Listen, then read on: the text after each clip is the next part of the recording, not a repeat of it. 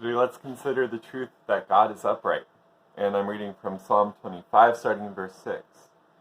Remember your mercy, O Lord, and your steadfast love, for they have been from of old. Remember not the sins of my youth or my transgressions. According to your steadfast love, remember me, for the sake of your goodness, O Lord. Good and upright is the Lord, therefore he instructs sinners in the way.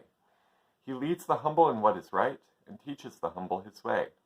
All the paths of the Lord are steadfast love and faithfulness for those who keep his covenant and his testimonies. In this psalm, David recounts a number of the attributes of God: mercy, love, steadfast love, goodness, uprightness, and faithfulness.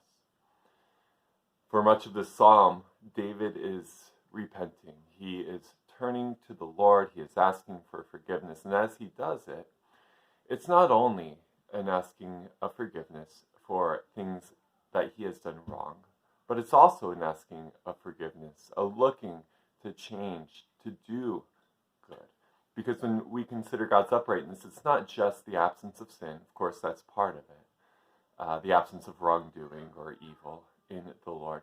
But it's just the fullness of his beauty and his goodness, always doing what is right, always doing what is just.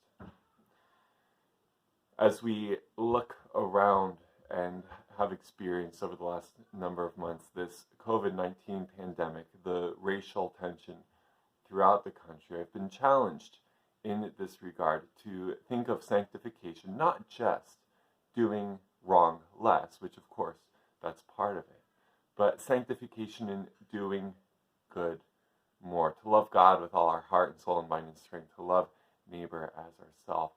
I came across this quote by Martin Luther King Jr. A couple days ago. I have almost reached the regrettable conclusion that the Negro's great stumbling block in his stride toward freedom is not the white citizen's counselor or the Ku Klux Klanner, but the white moderate who is more devoted to order than to justice, who prefers a negative peace, which is the absence of tension, to a positive peace, which is the presence of justice.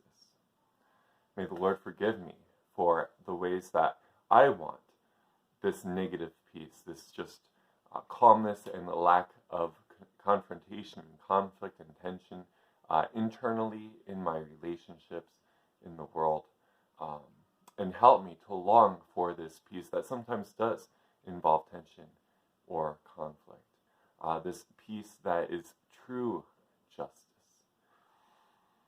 As we've gone through these days and weeks and months, it's easy to lose focus in praying and doing good, in loving God with all of our heart and soul and mind and strength, and loving neighbor as ourselves. So much of that, a big part of that, is praying. So let's rededicate ourselves to praying. Let's not lose heart in doing good. Let's pray for our towns, for our state, for our country, for the world. Let's beseech God on high for his hand, his gracious hand upon us, in light of all of the trouble that we as the country especially have been going through.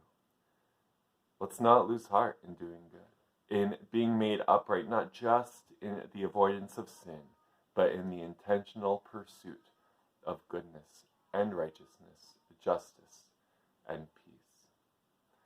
How is God calling you today to love him with all your heart and soul and mind and strength? How is he calling you today to love your neighbor as yourself, becoming conformed to his character and conduct, becoming upright like him?